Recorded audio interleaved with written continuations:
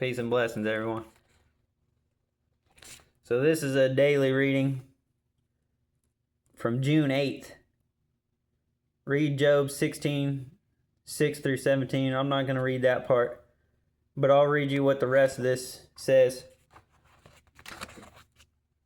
This is something that, kind of struck me. Well, let's read about it. Suffering, how do we respond? Man who is born of woman is of few days and full of trouble. Job 14:1. Why is there suffering? You might ask that question when you hear of hurricanes, mudslides, earthquakes, and other disasters taking people's lives. Job asked that question too.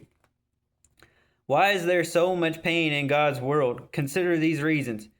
We can't escape the laws that govern our universe. We need such things as gravity, weather, and fire to survive, but they can lead to tragedy. Matthew 5:45. Fire is good in your stove, but an out-of-control fire can kill. We are a social race. Our lives are intertwined, so we sometimes suffer when the sin or foolishness of others spreads trouble. 1 Corinthians 12:26. Sin brought a curse on the earth and its people. This curse includes disease and death. Genesis 3:15 through 24. Suffering awakens compassion. Jesus told us to care for those who suffer in poverty. We are his partners in helping others. Luke 10:33 through 35. As Job discovered, God's world is a fallen place.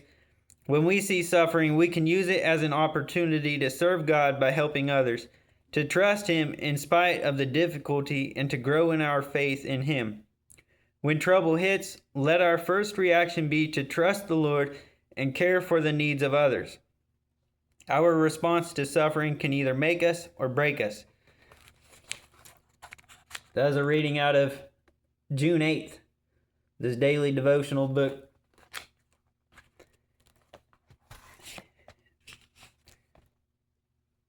June 8th has already passed, but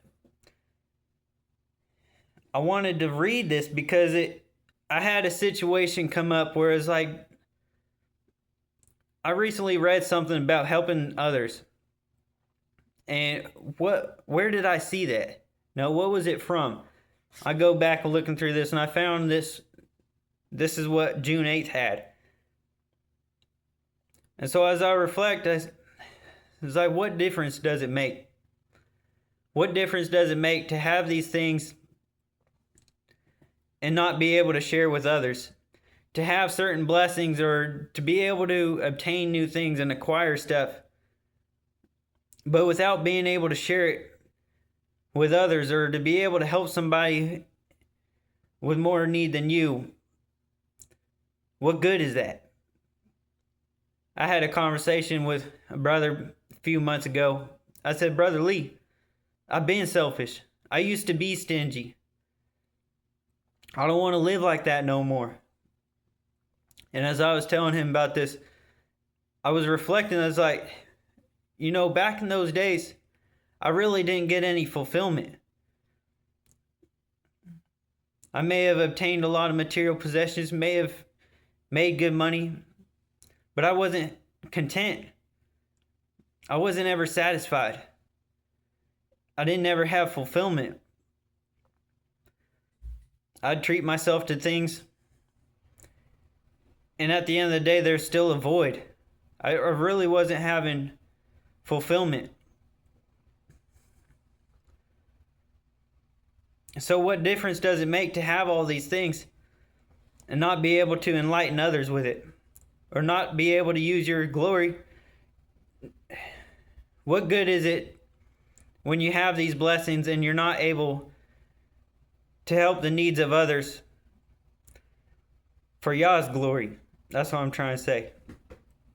Let's go to Ecclesiastes 1. The words of the preacher, the son of David, king of Jerusalem. Vanity of vanities, says the preacher. Vanity of vanities. All is vanity. Another translation says all is vanity and vexation of spirit. And I was thinking, like, what difference does it make? What difference does it make trying to be stingy and hold these things to ourselves? What value is there in holding back your resources or your blessings, not sharing them with others?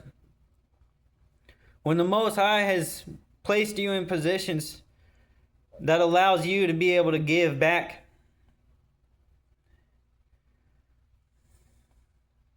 why would you hold it? Why would you reserve it to yourself? When He supplies you with an abundance of things, are you really going to get fulfillment in keeping that to yourself?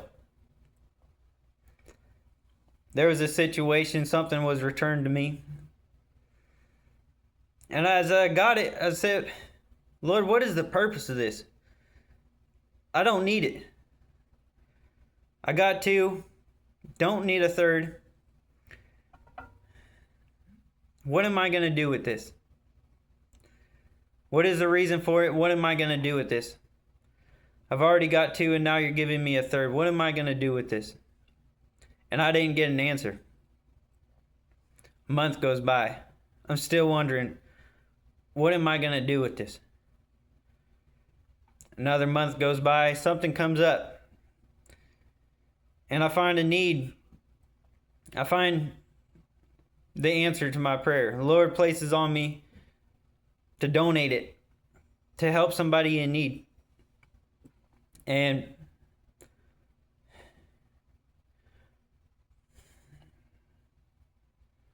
what difference does it make to keep this to yourself?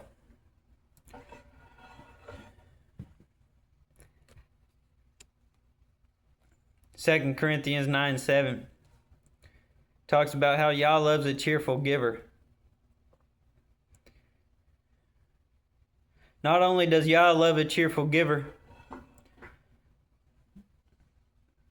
but that other scripture says, he who refreshes others will be refreshed. By you giving and blessing others as the Most High has blessed you, you'll be able to get fulfillment. You'll be able to be refreshed because you'll be able to show others and build up their trust in the Father. You'll be able to show them that we serve a mighty Elohim who is a good provider. And not only a good provider, but provides well.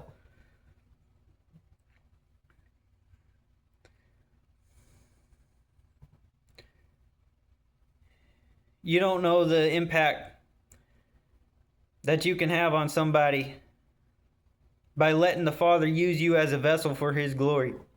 You don't know the level of impact that it can make on somebody's day or their month or the situation that they're going through. You don't know how much that can enlighten them just by you staying humble, stay blessing others.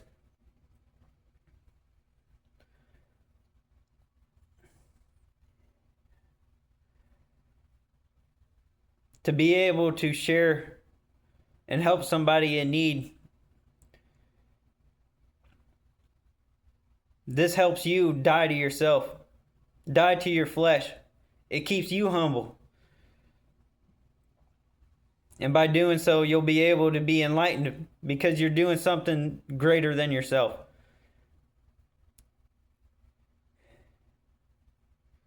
You're being able to see others enlightened by letting the Father use you as a willing vessel to carry out His will.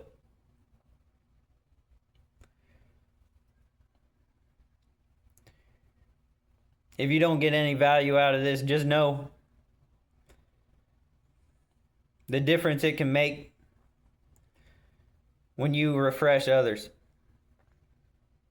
The difference it can make on them,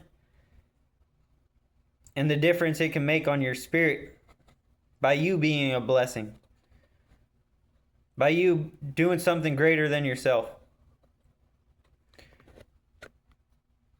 And what it can do in the eyes of the Father by letting Him work through you.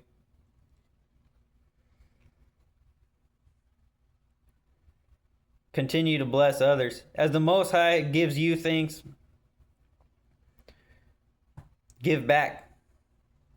When He places you in certain situations, certain positions of life, to where you have extra,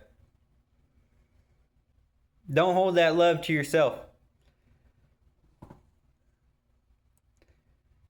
Don't keep that love to yourself.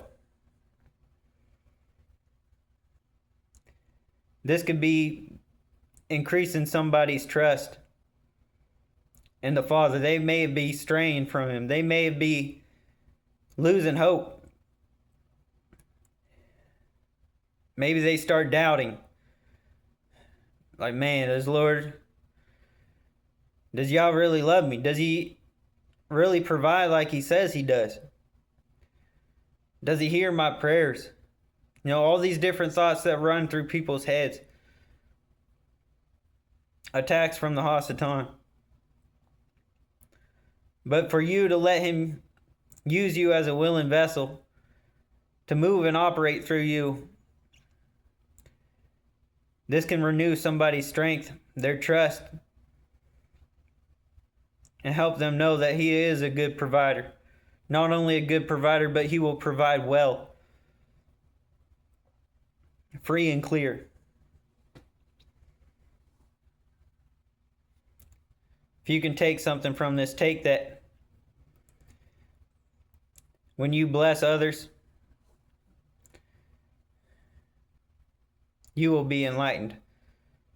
When the Most High places you in positions of abundance, don't hold that love to yourself. You don't know the level of impact it can have on somebody. Keep that in mind. Bless y'all.